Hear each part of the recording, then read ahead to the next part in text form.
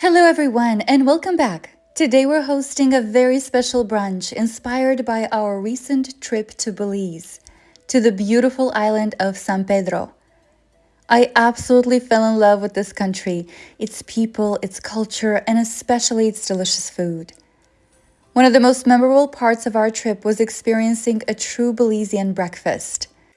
I wanted to bring some of that experience home to share with my family and friends, and of course, with all of you. I brought back some recipes straight from Belize, and today I'll show you how to recreate them in your own kitchen. I started my morning by organizing and setting the table and preparing the mimosa glasses. My girls eagerly offered to help, washing the glasses carefully and proudly saying, "Mommy, I love doing dishes." I was so impressed with their care and enthusiasm, but couldn't laugh thinking about it that they have no idea what they're getting themselves into. Go on the other side. That's too. I started with the bacon. I laid it out on a parchment-lined baking sheet, sprinkled with brown sugar and just a pinch of red chili flakes for a gentle kick. If you like it spicier, feel free to add more chili flakes. I'm setting them aside for now while I'm preparing the other dishes.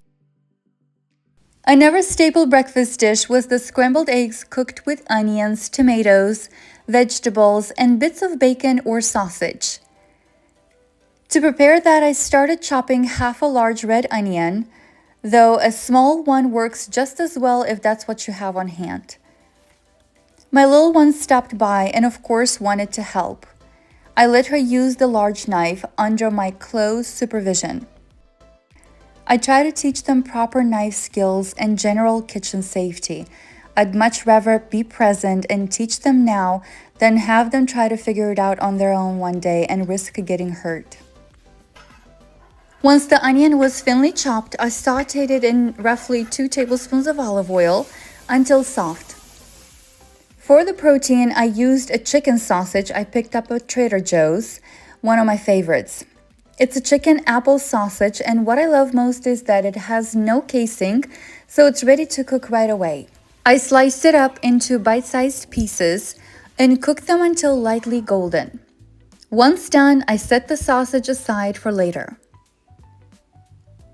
While cooking, I arranged small vases of flowers around the table. I prefer this over a single large vase because it doesn't take up too much space, especially when serving multiple dishes. And everyone gets to enjoy some fresh blooms no matter where they're sitting at the table. Next up was the fruit platter, always a fun part to put together. I started with some ripe, juicy kiwis sliced in a way that made them look extra pretty. They reminded me so much of how we used to enjoy fruit in Belize. Fresh, sweet, and full of flavor. I also had some peaches from the farmer's market, soft, sweet, and perfect for slicing. Then I added a pineapple and a papaya to keep that tropical vibe going. The flavors weren't exactly like what we had on the island, but they brought back the feeling of those sunny mornings. To make it extra special, I added a few Belizean jams I brought back from our trip: guava, banana, mango, and a tropical mix. They paired so well with the fruit and added a little taste of Belize to the table. Belizean breakfasts often include fluffy pancakes and French toast. And today I want to share a few tips for making the fluffiest pancakes ever. To start, I whisked together 1.5 cups of buttermilk, 1 egg, 2 tablespoons of olive oil, 1 tablespoon of vanilla extract, and about 3/4 teaspoons of baking soda. A helpful tip I've learned over time: always mix the baking soda directly with the buttermilk, not with the dry ingredients. Baking soda reacts with the acidity in the buttermilk, creating those tiny bubbles that make the batter light and airy. In a separate bowl, I mixed 1 3/4 cups of flour, 2 teaspoons of baking powder, and a pinch of salt. Then I gently folded the dry ingredients into the wet mixture. And I'll be honest, I forgot to add the sugar at first. But I stirred in half a cup at the end, and it still turned out great. Sometimes those little mistakes lead to the best discoveries. Now, another important tip. Let the batter rest for 15 to 20 minutes before cooking. It gives the ingredients time to come together and makes the pancakes even lighter and fluffier. When you're ready to cook the pancakes, heat your skillet and add 1 to 2 tablespoons of coconut oil. Once the pan is hot, scoop in 1 to 2 ladles of pancake batter, depending on how big you want them. And here's my third and final tip. Cook your pancakes on medium-low heat. It might take a little longer, but this is the secret to getting pancakes that are fluffy on the inside and perfectly golden on the outside. Next, I got started on the French toast dipping mixture and added a little personal twist that makes it extra special. Instead of just using milk and eggs, I let 2 to 3 scoops of ice cream sit in a large shallow bowl until they soften to room temperature.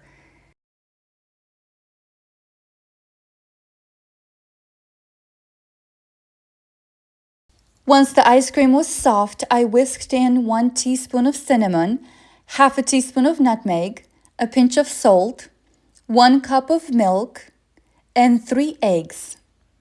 The mixture came together beautifully, and the best part is you can make it ahead of time and keep it in the fridge until you're ready to cook.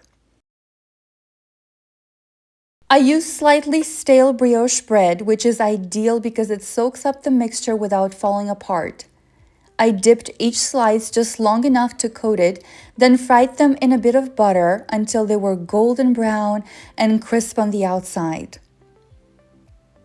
Once they were done, I plated them up with a light dusting of powdered sugar and a handful of fresh berries on top.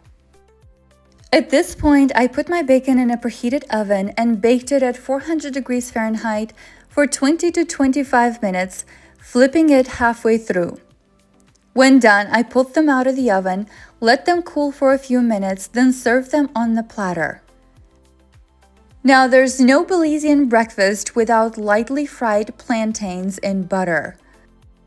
I found these delicious ready-to-cook frozen plantains at Trader Joe's, and they are perfectly ripe and sweet.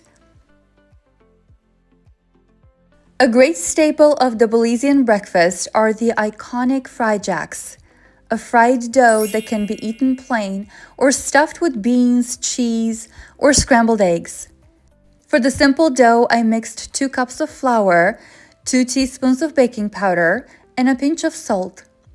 Then I added 2 to 3 tablespoons of olive oil and 1 cup of water, mixing until it came together into a smooth dough. After kneading it for a few minutes, I divided the dough into 8 portions, rolled them into a bowl, and let them rest for about 20 minutes. Once they had rested, I gently rolled each piece into a round shape, then sliced them into half. I fried them in hot oil, and they puffed up almost instantly, turning golden and hollow inside. That's when you know you've done it right. For the last one, I didn't slice it at all. I just fried it whole, and it came out perfectly puffed and golden. These fried jacks are simple, satisfying, and full of flavor. A true Belizean breakfast favorite. Finally, I cooked the scrambled eggs. In a bowl, I whisked together 8 eggs, a 1/3 cup of milk, salt and pepper to taste, then added them to the sautéed onion and chicken sausage mixture from earlier. Cooking gently in a skillet, I added small dabs of butter to make the eggs soft and glossy. My friends already joined me, and it was time to serve mimosas and serve everything on the table.